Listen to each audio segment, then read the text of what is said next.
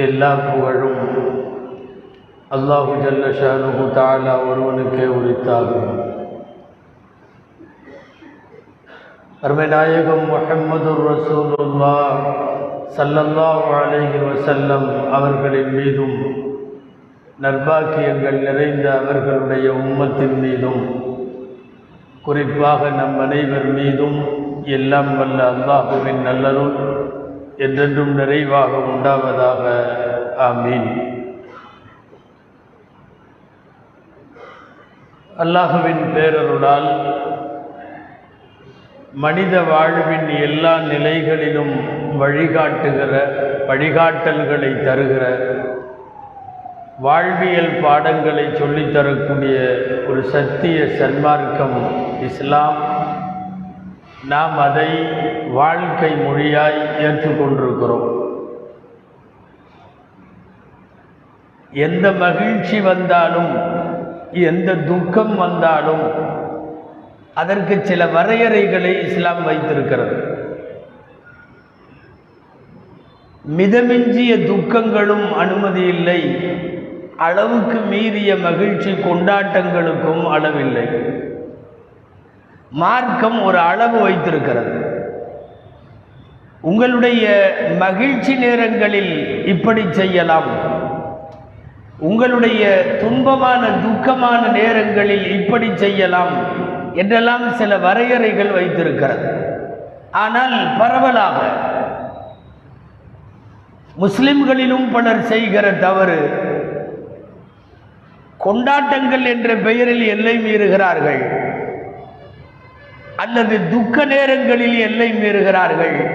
சுகதுக்க நேரங்களில் இஸ்லாம் வரையறுத்த கோடுகளை வரம்புகளை தாண்டி விடுகிறார்கள். இது போன்றவர்களை குறித்து குர்ஆனின் ஒரு வசனம், நாமெல்லாம் அடிக்கடி ஓதுகிற சூரா கஹ்ஃப் அத்தியாயத்தினுடைய கடைசி பக்கத்தில் அல்லாஹ் சொல்லுகிறான், செயல்பாடுகளால் நஷ்டமடைந்தவர்களை நான் உங்களுக்கு சொல்லட்டுமா? செயல்களால் நஷ்டமடைந்தவர்களை சொல்லட்டுமா? அல் அக்ஸரீன அமாலன் அல்லதீன வல்ல சஅயுஹும் ஃபில் ஹயாத்தி துன்யா. உலக வாழ்க்கையில் அவர்களின் முயற்சிகளெல்லாம் வீணாகிவிடும், ஆனால் அவர்கள் நினைத்து கொள்கிறார்கள் நாம் நல்லதை செய்கிறோம் என்று. வஹும் யஹ்ஸபூன் அன்னஹும் யுஹ்ஸினூன சுன்ஆ. நாம் நன்றாக செயல்படுகிறோம், நல்ல காரியம் செய்கிறோம் என்று நினைத்து கொண்டு வீணானவைகளை செய்பவர்கள் என்று அல்லாஹ் சொல்லுகிறான். அந்த வரிசையில்தான் மார்க்கம் சொல்லாத செய்திகளை கூட மார்க்கம் வரையறுத்திருக்கிற வரம்புகளை தாண்டி செயல்படுபவர்கள், குறிப்பாக முஸ்லிம் உம்மத்தின் மீது மிக அதிகமாக மேற்கத்திய கலாச்சாரமும் அவர்களின் சிந்தனை ரீதியான படையெடுப்புகளும் கடந்த காலங்களிலும் சரி நிகழ்காலங்களில் மிக வேகமான தாக்கத்தை ஏற்படுத்தி இருக்கிறது. அவர்கள் கொண்டு வந்த அர்த்தமற்ற கொண்டாட்டங்கள் எல்லாம் நம்முடைய கொண்டாட்டங்களாக மாறி இருக்கிறது. அது நியூ இயர் புத்தாண்டு கொண்டாட்டமானாலும் சரி, அல்லது பிறந்த நாள், திருமண நாள், அந்த நாள் இந்த நாள் என்கிற கொண்டாட்டங்களாக இருந்தாலும் சரி, மேற்குலகத்தினுடைய படையெடுப்பு கலாச்சார ரீதியாக சிந்தனை ரீதியாக முஸ்லிம் உம்மாவை மிக அதிகமாக தாக்கி இருக்கிறது. சொல்லப்போனால் இராணுவ ரீதியான படையெடுப்பை விடவும் ஆபத்தானது கலாச்சார ரீதியான படையெடுப்பு. ஒரு சமுதாயம் அது கொண்டிருக்கக்கூடிய கொள்கை கோட்பாடுகளுக்கு மாற்றமான திணிப்பு என்பது ஒரு மிகப்பெரிய பின்விளைவுகளை எதிர்விளைவுகளை ஏற்படுத்தும். ரொம்ப சுலபமாக இன்றைக்கு வாழுகிற முஸ்லிம்களும் அவர்கள் என்ன சொன்னாலும் செய்கிற மனோபாவத்திற்கு வந்து விடுகிறார்கள். பிறந்த நாளை இப்படியெல்லாம் கொண்டாட வேண்டும் என்று அவன் உருவாக்கினான், நாம் அதற்கு அடிமைகளாக இருக்கிறோம். ஒரு வெட்டிங் டே கொண்டாட வேண்டும் என்று அவன் சொல்லுகிறான், நாம் அதற்கு அடிமைகளாக இருக்கிறோம். ஜனவரி 1 என்கிற இஸ்லாத்திற்கு சம்மந்தமில்லாத புத்தாண்டு கூட மேற்கத்திய கலாச்சாரத்தினுடைய அடிமைத்தனம் அல்லது அதன் தாக்குதலின் விளைவு என்று சொல்லலாம். பல நவீன அறிவுஜீவிகளாக தங்களை காட்டிக்கொள்பவர்கள் இதையெல்லாம் ஏன் பேசுகிறார்கள் என்று கூட நினைக்கலாம். கொண்டாட்டங்களுக்கு அர்த்தம் இருக்க வேண்டும், அல்லது அறிவியலாவது இருக்க வேண்டும், ஏதேனும் ஒரு ஆரோக்கியமான சிந்தனை இருக்க வேண்டும். ஒன்றுமே இல்லாமல் காட்டு கூச்சலும் கத்தமும் தான் ஒரு கொண்டாட்டம் என்றால் அந்த கொண்டாட்டம் மறுபரிசீலனை செய்யப்பட வேண்டியது தானே, அந்த கொண்டாட்டம் விமர்சிக்கப்பட வேண்டியது தானே. மேற்கத்திய கலாச்சாரத்தினுடைய படையெடுப்பில் விளைந்தது இதெல்லாம். நன்றாக முஸ்லிம்கள் புரிந்து கொள்ள வேண்டும். ஒரு முஸ்லிம் தன் செயல்பாடு குறித்து அடுத்தவர்களுக்கு அவன் தாக்கத்தை ஏற்படுத்துவானே தவிர அடுத்தவர்களின் தாக்குதலுக்கு இவன் உள்ளாக மாட்டான். அவன் சொன்னதையெல்லாம் முஸ்லிம் செய்ய மாட்டான். முஸ்லிமிடத்திலே மிக உயர்ந்த பண்பாடுகள் உண்டு. உலகின் மிக உயர்ந்த கலாச்சாரம் இவனுடையது. ஆயிரம் ஆண்டுகள் தொன்மையான மனித குலத்தினுடைய பழமையான நாகரிகம் முஸ்லிம்களுடையது. இவர்களின் பண்பாட்டை, நாகரிகத்தை, கலாச்சாரத்தை, பழக்க வழக்கத்தை, நடைமுறையை, வாழ்வியலை இவர்கள் மற்றவர்களுக்கு சொல்ல வேண்டுமே தவிர அடுத்தவன் கொண்டு வருகிற கழிசடையான சில சாக்கடைத்தனமான செய்திகளை எல்லாம் முஸ்லிம்கள் எடுத்துக்கொள்ளக்கூடாதல்லவா? அன்பிற்குரியவர்களே, முஸ்லிம்களை பொறுத்தவரை எந்த இடத்திலாக இருந்தாலும் நன்மைகளை ஏற்பார்கள். நபிகள் நாயகம் ஸல்லல்லாஹு அலைஹி வஸல்லம் வந்தபோது அறியாமை காலத்தினுடைய உச்சகட்டம். ஆனாலும் அறியாமை காலத்திலும் ஒன்றிரண்டு ஏற்கத்தக்கதாக இருந்தபோது ரசூலுல்லாஹ் அதை ஏற்றுக்கொண்டார்கள், அதை தொடர்ந்து தக்க வைத்தார்கள். இது இஸ்லாத்திலும் செய்யலாம் என்று அனுமதித்தார்கள். குருட்டுத்தனமான பிற்போக்குத்தனமான மூட நம்பிக்கைகளை தான் இனிமேல் இதற்கு அனுமதி இல்லை என்று ஒழித்தார்கள். அந்த அடிப்படையில் கண்மூடித்தனமான கொண்டாட்டங்களை இஸ்லாமும் ஆதரிக்கவில்லை, முஸ்லிம்களும் அதை ஆதரிக்க முடியாது. அந்த வரிசையிலே வருவதுதான் புத்தாண்டு அன்றைக்கு இரவு உள்ள கொண்டாட்டம் எல்லாம். குடியும் கும்மாளமும் கூத்துகளும் களியாட்டங்களும் வெற்று கூச்சல்களும் முடிந்த ஒரு இரவாய் ஒரு புத்தாண்டு கழிகிற போது நல்ல சிந்தனைகளை தோற்றுவிக்காத, ஆரோக்கியமான வாழ்வுக்கு வழிவகுக்காத, அறம் சார்ந்த எந்த செயல்களும் இல்லாத வெறுமனே கொண்டாட்டம் என்று ஆடி பாடுவது மீண்டும் மீண்டும் வினாவுக்கும் விமர்சனத்திற்கும் நாம் உள்ளாக்க வேண்டியது இருக்கிறது. அதிலும் ஒரு முஸ்லிம் மிக அழகான பண்பாடுகளை கொண்டவன், அவன் எப்படி இந்த புத்தாண்டினுடைய வெறுமனே காட்டு கூச்சல்களில் எல்லாம் பங்கெடுக்கிறான்? உயர்ந்த பண்பாடுகளை விட்டுவிட்டு கணிசடையான நாகரிகத்தை தேர்ந்தெடுப்பது அறிவுடைமையா என்பது யோசிக்க வேண்டும். குர்ஆன்ல முதல் ஜுஸ்ல ஒரு செய்தி வருது. பனு இஸ்ரவேலர்களுக்கு இறைவன் மூசா அலைஹிஸ்ஸலாம் நபியாக இருந்தபோது ஆக உச்சகட்டமாக இதுவரை எந்த சமுதாயத்திற்கும் வழங்காத ஒரு பெரிய அற்புதத்தை செய்தான். வானத்திலே இருந்து மண்ணு செல்வா என்ற உணவு வந்தது. குர்ஆனின் பல்வேறு இடங்களிலும் இந்த செய்தி உண்டு. முதல் ஜுஸ்ல இருக்கிறது. மண்ணு செல்வா மிகவும் அமிர்தமான இறைவன் புறத்தில் இருந்தான உணவு. 4 நாள் மண்ணு செல்வாவை சாப்பிட்டு பழகியவர்கள் ஒரு சில நாட்களிலேயே அதை மாற்றி எங்களுக்கு காய் வேண்டும், வெங்காயம் வேண்டும், பருப்பு வேண்டும் என்றெல்லாம் பேச ஆரம்பித்த போது அல்லாஹ் ஒரு வார்த்தை அங்கே வைக்கிறான். குர்ஆனிலே இருக்கிறது, அத்தஸ்தப்திலூன அல்லதி ஹுவ அத்னா பில்லதி ஹுவ கைர். உயர்ந்ததை விட்டுவிட்டு தாழ்மையான அத்னாவானதை தேடுகிறீர்களா? உயர்ந்ததை விட்டுவிட்டு கணிசடையானதையா தேடுகிறீர்கள், மாற்ற கோருகிறீர்கள் என்று அல்லாஹ் கேட்கிறான். இந்த செய்தி இன்றைய சூழ்நிலையில் நமக்கு நன்றாய் பொருந்தும்.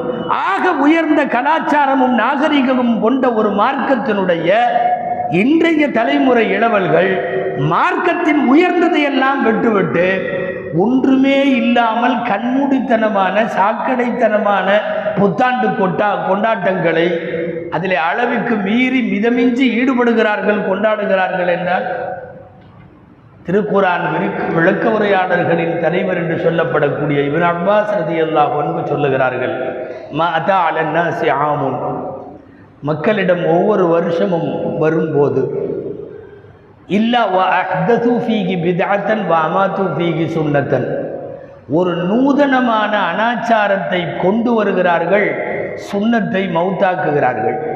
ஒவ்வொரு வருஷமும் ஒரு பித்அத் வாழ வைக்கப்படுகிறது, ஒரு சுன்னத்து மௌத்தாக்கப்படுகிறது. இப்படியே போனால் என்ன ஆகும்? ஹத்தா துஹ்யல் பித்அ வ தமூது சுனன். பித்அத் என்கிற அனுஷ்டானங்களும் அனாச்சாரங்களும் பெருகிவிடும், சுன்னத்துகள் எல்லாம் மௌத்தாகி போய்விடும். ஒரு முஸ்லிமின் வாழ்க்கை நெறிமுறைகளில் மகிழ்ச்சி கொண்டாட்டங்களுக்கான அளவு இருக்கிறது, துக்க நேரங்களில் அனுஷ்டிப்புக்கான அளவு இருக்கிறது. அதை தாண்டிய வரம்பு மீறல் கூடாது. அதிலும் வேற்று சமயத்தவர்களின் பழக்கமாய் சடங்காய் வழிபாடாய் இருக்குமானால் ஒரு முஸ்லிம் தள்ளித்தான் இருக்க வேண்டும். ஒரு மனிதர் ரசூலுல்லாஹ்விடத்தில் கேட்டார், நான் குர்பானி கொடுக்கணும்னு நேர்ச்சி பண்ணியிருக்கேன், அதை புவானான்னு ஒரு இடம் இருக்குது, நான் அந்த இடத்துல போய் குர்பானி கொடுக்கணும்னு கேட்டார். நதர ரஜுலுன் ஐ என்ஹரபி புவானா, புவானாவில் போய் குர்பானி கொடுக்குறேன்னு ஒரு இடத்தை செலக்ட் பண்ணி அங்கே போய் ஆடு அறுத்து அல்லது ஒட்டகம் அறுத்து கொடுக்குதல். ஸல்லல்லாஹு அலைஹி வஸல்லம் கேட்டார்கள், ஹல்கான ஃபீஹா சனமும் மின் அஸ்னாமிஹிம், நீ போய் எந்த இடத்துல ஆடு அறுத்து கொடுக்குறேன்னு சொல்கிறையோ அங்கே ஏதேனும் விக்கிரகம் இருக்கிறதா? அவர் இல்லைன்னு சொன்னார். ஹல்கான ஃபீஹா ஈதும் மின் அயாதிஹிம், அன்னைக்கு நீ அறுக்கிறப்போ அவங்களுக்கு ஏதாவது பண்டிகை நாளாக இருக்கிறதா என்று கேட்டார்கள். இல்லைன்னார். பகால ஸல்லல்லாஹு அலைஹி வஸல்லம் ஊஃபி பி நத்ரிக், அப்படின்னா நீ போய் உன் நேர்ச்சியை நிறைவேற்றிக்கோ அப்படின்னு சொன்னாங்க. நேர்ச்சை பற்றிய பாடத்தில் வருகிற இந்த நபிமொழியின் விளக்கம், நான் அல்லாஹ்விற்காக குர்பானி கொடுக்கிறேன் என்றாலும் நான் குர்பானி கொடுக்கிற இடம் ஒரு விக்கிரகத்திற்கு முன்னால் இருக்குமானால் அது தவிர்க்கப்பட வேண்டும். நான் குர்பானி கொடுப்பதற்கு நான் தேர்வு செய்கிற நாள் வேறு யாரோ ஒரு கொண்டாட்டமாக அதை கொண்டாடுகிறார்கள் என்றால் அன்றைக்கு அது தவிர்க்கப்பட வேண்டும் என்கிற கேள்வி இந்த நபிமொழிக்குள்ளே தொக்கி நிற்பதை பார்க்கிறோம். வேறு கலாச்சாரங்களினுடைய கொண்டாட்டங்கள் நமக்கு தேவையில்லை. குறிப்பாக இந்த உலகத்தை பல்வேறு நாகரிக சிதைவுகளால் குட்டிச்சுவராக்கி வைத்திருக்கிற மேற்கத்திய நாகரிகம் எந்த ஒரு பண்பட்ட சமுதாயத்திற்கும் அது அழகே அல்ல. இங்கே முக்கியமாக ஒரு விஷயம் தெரிய வேண்டும். சமய நல்லிணக்கம் என்ற ஒரு வார்த்தை நாம் பரவலாக இப்போது அடிக்கடி பேசுகிறோம், தேவையும் கூட. எல்லா சமயத்தவர்களோடும் இணங்கி வாழுதல் என்பது சமய நல்லிணக்கத்திற்கு அர்த்தம். இந்துவானாலும் கிறிஸ்துவானாலும் யாராக இருந்தாலும் ஒரு முஸ்லிம் அன்பு பாராட்டி வாழ வேண்டும். இது சமய நல்லிணக்கம், இது இன்றைக்கு உயிர் நாடி, இது கட்டாய தேவை. ஆனால் அதற்காக அடுத்த சமயத்தினுடைய வழிபாடு சார்ந்த அவர்களினுடைய கோட்பாடுகள் சார்ந்த விடத்தை எடுத்துக்கொண்டு நாம் அணிந்து கொண்டு அப்படி ஒரு நல்லிணக்கம், அது நல்லிணக்கம் அல்ல, அது விலை போகுவதாக ஆகும். இந்து சகோதரர்களிடம் அன்பு பாராட்டி நடக்க வேண்டும், கிறிஸ்தவ சகோதரிடம் அன்பு பாராட்டி நடக்க வேண்டும். அவர்களின் வழிபாடு சார்ந்து அவர்களின் சடங்குகள் சார்ந்து அதிலே பங்கெடுத்துக் கொள்ள வேண்டும் என்கிற அவசியம் இல்லை. சமய நல்லிணக்கம் வேறு, சமயத்தின் வழிபாடுகளில் ஒன்றுபடுவது என்பது வேறு. இதை புரிந்து கொள்ள வேண்டும். அந்த அடிப்படையில் இன்றைக்குள்ள இந்த புத்தாண்டு கொண்டாட்டங்கள் எல்லாம் இந்த வரிசையில் மேற்கத்திய படையெடுப்பு என்று சொன்னால் அது மிக இல்லை. முதல்ல 2 பெருநாள், ஈதுல் ஃபித்ர், ஈதுல் அல்ஹா நமக்கு வந்ததற்கு காரணம் உங்களுக்கு தெரியும். அதே மாதிரி 2 பெருநாள் அங்கே இருந்தது. நைரோஸ்னு பேர், மெஹர்ஜான்னு பேர், 2 பெருநாள். ரசூலுல்லாஹ் என்ன செய்வீங்கன்னு விசாரித்தாங்க. ஒன்றும் இல்லை, இரவு முழுக்க தண்ணி அடிக்குதல், இரவு முழுக்க டான்ஸ் ஆடுதல், இரவு முழுக்க கவிதைகள் படித்து ஆடுதல், காலையில் ஃபஜ்ர் வரையும் இது முடித்து போய்விடும் பெருநாள். ஒன்றுமே இல்லாமல் ஆடி பாடவும் குடிக்கவும் கும்மாளம் விடவும் இது ஒரு பெருநாளா? அல்லாஹ்விடத்தில் துவா செய்கிறார்கள், அர்த்தம் உள்ள 2 பெருநாள் எங்களுக்கு தான். அல்லாஹ் வழங்கியது தான்.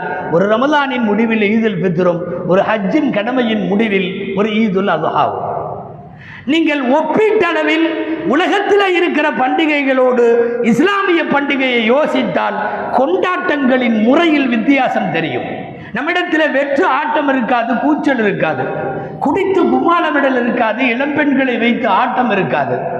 ஆங்காங்கே இரவு விடிய விடிய அத்துமீறிய செயல்களில் ஈடுபடுகிற வேலைகள் இஸ்லாமிய பண்டிகைகளில் ஒருபோதும் இருக்காது. அல்லாஹ்விற்கான வணக்கம் இருக்கும். ஏழைகளுக்கான இரக்கம் இருக்கும், உறவுகளோடான நெருக்கம் இருக்கும். அவ்வளவுதான். இஸ்லாமிய பண்டிகை என்ன என்று யாராவது கேட்டால் வணக்கம், இரக்கம், நெருக்கம், அவ்வளவுதான். அந்த பெருநாள் என்று காலையில் என்ன செய்வார்கள்? முதலில் அல்லாஹுவை வழிபடுவார்கள். இரண்டாவது என்ன செய்வார்கள்? ஏழைகளுக்கு கொடுப்பார்கள். ஒரு பெருநாளில் ஃபித்ரா கொடுப்பார்கள், ஒரு பெருநாளில் இறைச்சி கொடுப்பார்கள். அடுத்து என்ன செய்வார்கள்?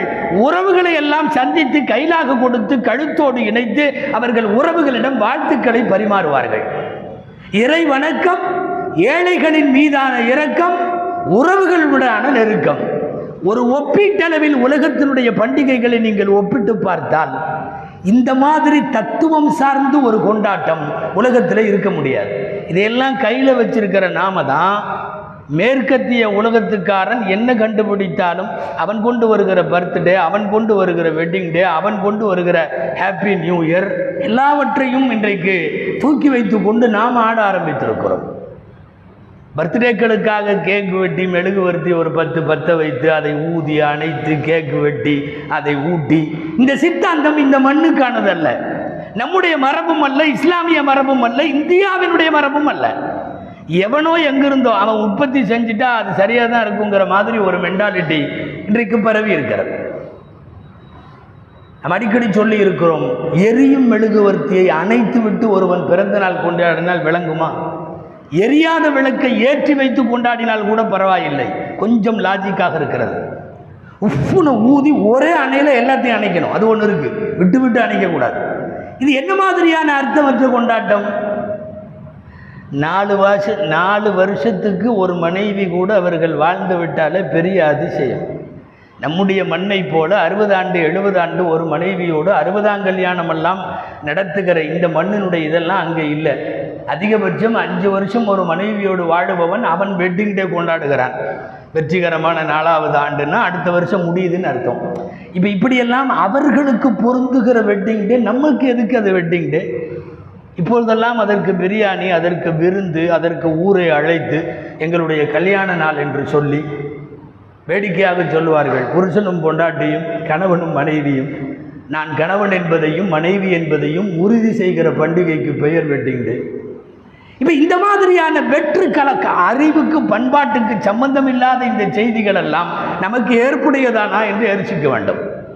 முஸ்னத் அஹ்மதில் வருகிறது, நபி ஸல்லல்லாஹு அலைஹி வஸல்லம் அதிகமாக திங்கட்கிழமை நோன்பு வைத்ததை பார்த்து கேட்டார்கள், ஏன் நோன்பு வைக்கிறீர்கள்? ஹாதா யௌமன் உலித்து ஃபீஹி வஃபீஹி அலைய உன்ஸில். ரசூலுல்லாஹ் சொன்னது, நான் இந்த நாளில் திங்கட்கிழமையில் பிறந்தேன், திங்கட்கிழமை தான் எனக்கு முதலாய் வஹி இறக்கி வைக்கப்பட்டது, எனவே நான் இந்த நாளிலே அதிகம் நோன்பு வைக்கிறேன் என்று சொன்னார்கள்.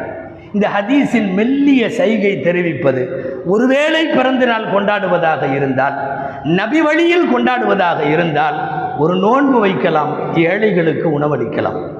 இதை தவிர உச்சகட்டமாய் இந்த மார்க்கத்தில் கொண்டாட்டங்கள் என்பது நிச்சயமாக கிடையவே கிடையாது. கொண்டாட்டங்கள் எப்போதும் அர்த்தமுள்ளவையாக இருக்க வேண்டும். நாம் பிறந்த நாளை மட்டும் சொல்லவில்லை, ஒரு இறப்பு கூட கண்ணோட்ட அளவில் இஸ்லாத்தையும் நீங்கள் மற்றவர்களையும் யோசித்து பார்த்தால் புரியும். ஒருத்தர் செத்து போயிட்டான், அவன் பாடி போகுது, முன்னாலே 10 பேர் தாளம் அடித்து ஆடுகிறார்கள், பயங்கரமான தாளம், அதுக்கு பேரே சாவும தாளம்னு பேர். தண்ணி அடித்து கொண்டு ஆடுவார்கள், விசில் அடித்து கொண்டு ஆடுவார்கள். ஒருத்தன் செத்து கொண்டு போய் அவனை புதைக்கிறதுல வர்ற மகிழ்ச்சி என்று எடுத்துக்கொள்வதா? கொஞ்சம் ஒரு ஜனாசாவின் ஒழுக்கத்தை இஸ்லாமிய கோணத்தில் யோசியுங்கள். அமைதியாய் அவருக்காக பிரார்த்தித்து தொழுகை நடத்த வேண்டும். எடுத்து செல்லுகிற போது அமைதியாய் உடன் பயணிக்க வேண்டும். அடக்கம் வரை அங்கே இருந்து அவனுக்கு பிரார்த்தித்து விட்டு வரும்போது குடும்பத்தினரிடம் ஆறுதல் சொல்லிவிட்டு திரும்பி வர வேண்டும். அவ்வளவுதான். நீங்கள் ஒரு இறுதி ஊர்வலத்தை இஸ்லாத்தையும் மற்றவைகளையும் வைத்து ஒப்பு நோக்கினால் எவ்வளவு உயர்ந்த பண்பாடுகளுக்கு நாம் சொந்தக்காரர்கள், கலிசடை கொண்டாட்டங்களுக்கெல்லாம் நாம் உள்ளே போகலாமா என்பதை யோசிக்க வேண்டும். அந்த வரிசையில் உள்ளதான் நியூ இயர் கொண்டாட்டங்கள் எல்லாம். ஒரு பெரிய மின் விளக்கை பந்த மின் விளக்குகளால் அலங்கரித்து உயரமான இடத்தில் இருந்து உருட்டி விட்டு அமெரிக்கா ஹாப்பி நியூ இயரை வரவேற்கும். இன்றளவும் அந்த நாட்டில் அந்த வேலைகளை எல்லாம் செய்கிறார்கள். பிரேசில்னு ஒரு இடம், வெள்ளை ட்ரெஸ் போட்டு கடற்கரையில் போய் நின்று 7 தடவை அலை அடிக்கிற வரையும் நின்றுட்டு வந்துட்டா வருஷம் பூரா நல்லாயிருக்கும் என்று அந்த நாட்டிலே அதை திறம்பட அதை செய்கிறார்கள். கரெக்டாக நைட்டு 12 மணிக்கு 12 திராட்சை நோன்பு துறக்கிற மாதிரி சாப்பிட்டா ஸ்பெயினில் புத்தாண்டு பிறக்கிறது. 12 திராட்சைகள் சாப்பிட்டு முடித்து விட்டால் வருஷம் பூரா நல்லாயிருக்கும் அப்படின்னு அர்த்தம். வழக்கம் போல் ஜப்பானியர்கள் இரவு 12 மணிக்கு ஆவி பறக்க சூடான நூடுல்ஸ் சாப்பிட்டு வருஷத்தை துவக்குவார்கள். இது ஜப்பானில் நடைபெறுகிறது. உலகம் முழுக்க எல்லா நாடுகளிலும் இருக்கிற புத்தாண்டில் என்ன செய்கிறாங்க, எப்படி வரவேற்கிறாங்கன்னு யோசிச்சாவே மடத்தனமான ஒரு கொண்டாட்டத்திற்கு உலகம் அடிமையாக இருப்பதை பார்க்கலாம். பிரான்ஸ் மட்டும்தான் நம்ம நாடு மாதிரி போல தெரியுது. இரவு 12 மணிக்கு மதுவோடு ஆரம்பிப்பார்கள். மதுவோடு துவங்கும் அந்த புத்தாண்டு. மது முடிந்ததற்கு பிறகு வான்கோழி இறைச்சி, இது ரெண்டையும் சேர்த்து அந்த நைட்டு பண்ணிட்டா அந்த வருஷம் பூரா நல்லாயிருக்கும். டென்மார்க்கிலே பழைய தட்டை வீட்டில் இருந்து 12 மணிக்கு தூக்கி வீசுவார்கள். பழைய தட்டை அப்படி தூக்கி வீசிட்டா எவ்வளவு பழைய தட்டு உளுந்திருக்கோ அந்த அளவுக்கு அந்த வருஷம் அவர்களுக்கு நன்றாக இருக்கும் என்று அர்த்தம். வெங்காயத்தை வாசலிலே கட்டி தொங்க விடுவார்கள் கிரேக்கர்கள் புத்தாண்டு அன்னைக்கு. அந்த வெங்காயம் அந்த ஒரு நாள் இருக்கும், 24 hours புத்தாண்டு பிறக்கிற அன்னைக்கு அந்த வெங்காயம் தொங்கிவிட்டால் அவன் வாழ்க்கை பூரா நல்லா இருக்கும்னு அர்த்தம். நீங்கள் தயவு செய்து யோசிக்க வேண்டும். உலகம் முழுக்க டிசம்பர் 31 முடிஞ்சு ஜனவரி 1 தொடங்குகிற இந்த 12 மணிக்கு செய்யப்படுகிற எந்த செயல்களாவது அறிவுக்கு பொருந்துகிறதா, அறிவுடைமையாக இருக்கிறதா, அறிவியலுக்கோ அல்லது ஆரோக்கியத்திற்கோ இவைகளெல்லாம் உகந்ததாக இருக்கிறதா என்பது யோசிக்கணும். இன்னைக்கு வரைக்கும் நம்மிடத்திலேயும் கூட அந்த பழமையான புராதனமான ஒரு மூட நம்பிக்கை இருக்கிறது. அன்னைக்கு ஜனவரி 1 நல்லது நடந்தால் வருஷம் பூரா நல்லது நடக்கும். ஏதாவது வீட்டில் மவுத்து விழுந்தா யோசிக்க, அன்றைக்கு நடப்பது வருஷம் முதல் நாளே இப்படி ஆயிடுச்சா என்று கேட்பார்கள். ஏதோ அந்த ஜனவரி 1 தொடங்கி 365 நாளும் அதே மாதிரி இருக்கிற மாதிரி. இதில் வருஷம் பூரா வராத சில பேர் அன்னைக்கு ஃபஜ்ர் தொழுகைக்கு வருவாங்க. நம்ம வேடிக்கையாக இருக்கும். அவர் அந்த அன்னைக்கு மட்டும் வந்துடுவார். வருஷம் பூரா நன்றாக இருந்து விடுமா? சரி, நள்ளிரவு 12 மணிக்கு ஒரு மதுவோடு தொடங்குகிற ஒரு வருஷம், விபச்சாரத்தோடு தொடங்குகிற ஒரு வருஷம், எங்காவது கடற்கரைகளிலும் கிளப்புகளிலும் இருட்டில் அரைகுறை ஆடைகளோடு நடனமாடி தொடங்குகிற ஒரு வருஷம், அந்த வருஷம் உருப்படுமா? இல்லை அந்த வருஷம் விளங்குமா? ஒரு புத்தாண்டை வரவேற்கிற போது எத்தனையோ நல்ல காரியங்களை யோசிக்கலாம். அதனால் தான் சொல்லுகிறோம், இஸ்லாமத்தினுடைய உயர்ந்த பண்பாடுகளில் இருப்பவர்கள் அதை விட்டு விட்டு தயவு செய்து இது போன்ற கலிசடையான இதுக்கு இறங்க வேண்டுமா? புத்தாண்டினுடைய உச்சகட்டம் என்ன தெரியுமா? தமிழகம் 2023 இந்த வாரம் வரக்கூடிய புத்தாண்டு தொடர்ந்து சனி ஞாயிறோடு வருவதால் 400 கோடி மது விற்பனையை இலக்காக வைத்திருக்கிறார். 400 crore, 400 கோடி. அனைத்து கடைகளுக்கும் உத்தரவு. தொடர்ந்து சனி ஞாயிறோடு சேர்ந்து வருவதால் 3 நாட்களுக்கு தேவையான ஸ்டாக்குகளை இருப்பில் வைத்துக் கொள்ளுமாறு உத்தரவு போயிருக்கிறது. முழுக்க முழுக்க மதுவில் தொடங்குகிற ஒரு புத்தாண்டு, நைட்டு பூரா குடிச்சுட்டு தொடங்குகிற ஒரு புத்தாண்டு, மதுவின் விபரீதத்தை பட்டவர்த்தனமாக இந்த புத்தாண்டு அன்னைக்கு பார்க்கலாம். எத்தனையோ குடிகாரர்களின் கால்களுக்கு கீழே மிதிபடும் மனைவிகளை பார்த்தால், தாய்க்கும் மகளுக்கும் வித்தியாசம் தெரியாமல் காம மிருகமாய் குடிபோதையிலே பாய்கிறவனை பார்த்தால், குடிகார புருஷனை பெற்றதற்காக குடும்பத்தோடு தற்கொலை செய்கிற அபலைத்தனமான அந்த இல்லங்களை நினைத்தால், பொதுவாக வர வர என்ன ஆயிடுச்சுன்னா, குடிகாரனாக இருந்தால் எந்த அத்துமீறலும் அவன் பக்கம் நியாயமாகப்படுகிறது. தமிழகத்தில் கடந்த வாரம் நடந்த ஒரு செய்தி, நாயில உடம்புல தேசிய கொடியை எவனோ கட்டிவிட்டான். நாய் உடம்புல யாராவது செஞ்சிருந்தா இது எவ்வளவு பெரிய தேச துரோக குற்றம் தெரியுமா? தேனி பெரியகுளம் மாவட்டத்தில் நடந்து விட்டாத காவல்துறை கடைசியாக விசாரித்த போது போதையில் இருந்தவன் தேசிய கொடியை அதில் கட்டிவிட்டதால் நீ வீட்டுக்கு போப்பா என்று அனுப்பி வைத்து விட்டார்கள். எந்த குற்றச் செயலும் கூட ஒரு குடிகாரன் என்கிற போர்வையில் அவன் தப்பித்துக் கொள்ள நாட்டினுடைய அத்துமீறல்களுக்கெல்லாம் வசதியாக இருக்கிறது. நள்ளிரவு 12 மணிக்கு ஹாப்பி நியூ இயர் சொல்லி புட்டிகளை உடைத்து குடிக்கிற கும்மாளம் விடுகிற, வெற்றுக்கூச்சல் போடுகிற, பட்டாசு வெடிக்கிற, வானவேடிக்கை நிகழ்த்துகிற எந்த செயலும் அர்த்தம் இல்லாத போது நாம் ரொம்ப எச்சரிக்கையாக இருக்க வேண்டும் அன்பிற்குரியவர்களே. இது போன்ற அர்த்தமற்ற கொண்டாட்டங்கள் வெறுமனே நல்லா இல்லை அப்படிங்கிறது மட்டுமல்ல, மார்க்கத்திற்கும் முரணானவை. போலித்தனமான அந்த மதுவும் விபச்சாரமும், ஹோட்டல்கள் வாடகைக்கென்று அதனுடைய காட்டேஜுகளை அதனுடைய ரூமுகளை பிரித்து அத்துமீறிய காரியங்கள் நடத்துவதற்காக வேண்டி அந்த இரவில் உயர்தரமான வாடகைக்கெல்லாம் விடுகிறார்கள் என்றால், எல்லா பாவச் செயல்களும் ஈனச் செயல்களும் நடைபெறுகிற ஒரு புத்தாண்டு கொண்டாட்டங்களில் நம் பிள்ளைகள் கலந்து கொள்ளாமல் இருப்பது அவசியம். ஒரு குடும்பம், இஸ்லாமிய குடும்பம், இது போன்ற கலாச்சார சீரழிவுகளுக்கு ஒருபோதும் வித்திடக்கூடாது. எல்லாம் வல்ல அல்லாஹ் ஜல்ல ஷானஹு தஆலா உயர்ந்த நாகரிகத்தை, தொன்மை வாய்ந்த பண்பாட்டை, மிக உயர்ந்த கலாச்சாரத்தை தனதாக்கி கொண்டிருக்கிற இஸ்லாமிய வழியில் என்றும் வாழ அல்லாஹ் நம் அனைவருக்கும் அருள் புரிவானாக. ஆமீன். வ ஆகிரு தஅவானா அல்ஹம்துலில்லாஹி ரப்பில் ஆலமீன்.